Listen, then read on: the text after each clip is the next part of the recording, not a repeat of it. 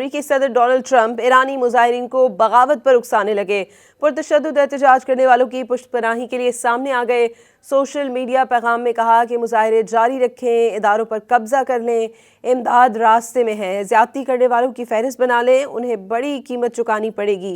अमरीकी सदर ने मुजाहिरीन को फांसी देने की सूरत में ईरान को सख्त कार्रवाई की धमकी दे दी।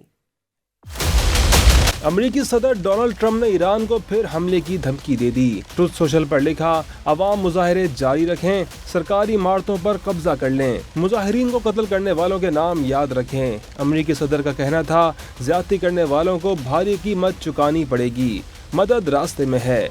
वाज़ेह कर दिया कि मुजाहिरीन का कत्ल-ए-आम रुकने तक ईरानी हुक्काम से मुलाकातें नहीं होंगी।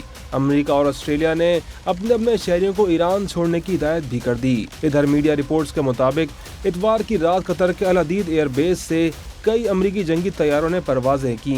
रिपोर्ट में बताया गया कि KC-135 एयर रिफ्यूलिंग टैंकर और B-52 स्ट्रेटेजिक बमबार तैयारों ने परवाजें की। अल अदीद एयरबेस ईरानी सरहद से 200 से 300 किलोमीटर के फासले पर है। दूसरी जानिब ईरानी आर्मी चीफ ने भी वाज़ेह कर दिया कि ईरान पहले से ज्यादा मजबूत हालत में है। 6 माह में जो तैयारियां की हैं वो अमेरिका और इसराइली जररियत से निपटने के लिए काफी होंगी। कातिलों के नाम याद रखने के ट्रंप के बयान पर ईरानी सलामती कौंसिल के सरबराह का जवाब भी सामने आ गया। अली लारीजानी ने एक्स पर लिखा कि ईरानी अवाम के 2 कातिल हैं, पहला डोनाल्ड ट्रंप, दूसरा नेतन्याहू।